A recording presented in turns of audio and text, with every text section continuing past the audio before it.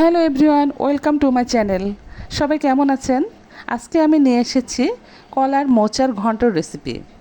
প্রথমে আমি কলার মোচারগুলো ভালো করে পরিষ্কার করে নিয়েছি, তারপরে ধুয়ে এটাকে সিদ্ধ করে নিয়েছি। সিদ্ধ করে হয়েছে এটার জন্য যে এটা ভালো করে ব্যালেন্ড করে নেব। আপনারা পাটায়ও বেটে নিতে পারেন, যার যেমন ইচ্ছা। এটা আমি ব্যালেন্ড করে নিয়েছি, দেখুন সুন্দর ব্যালেন্ড হয়ে গেছে। এরপরে আমি একটি কড়াইয়ে সরিষার তেল দিয়ে নিয়েছি। আমি মাছ ভেজে নেব।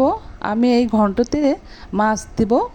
আপনারা চাইলে মাছ নাও দিতে পারেন, মাছের মাথাও দিতে পারেন, চিংড়ি মাছও দিতে পারেন, যার যেমন ইচ্ছা, সবভাবেই খাওয়া যায়।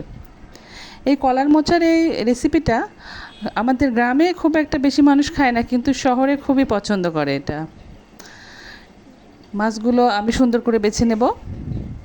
বাছা হয়ে গেছে। এখন আমি কড়াইতে তেল দিয়ে মরিচ, তেজপাতা, জিরা ফোড়ন দিয়ে দিলাম, পেঁয়াজ কুচি দিয়ে দিলাম।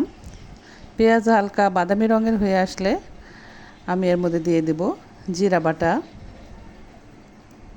রসুন বাটা, আদা বাটা, দিয়ে দেব স্বাদ মতো লবণ, দিয়ে দেব হলুদ গুঁড়া। সব উপকরণ একসাথে ভালো করে কষিয়ে নেব। সামান্য পানি দিয়ে নেব যাতে কষানো ভালো হয়। এরপর আমি দিয়ে দেব বেছে রাখা মাছগুলো আপনারা বেছে ভালো করে পরিষ্কার করে কাটা বেছে দিবেন।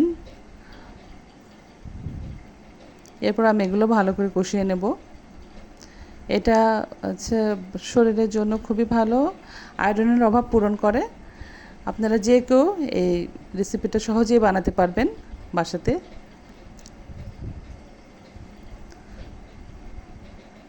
আমি এখন দিয়ে দেব ব্যালেন্ড করে রাখা কলার সেই মোচাগুলো, যেগুলো আগে থেকে আমি ব্যালেন্ড করে রেখেছিলাম সিদ্ধ করে।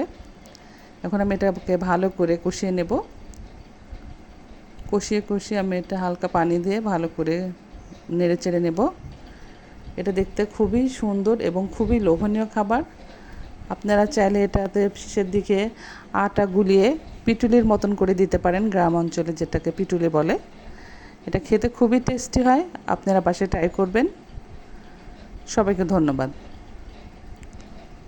আর এই ভিডিওটি ভালো লাগলে অবশ্যই লাইক, কমেন্টস অ্যান্ড শেয়ার করবেন।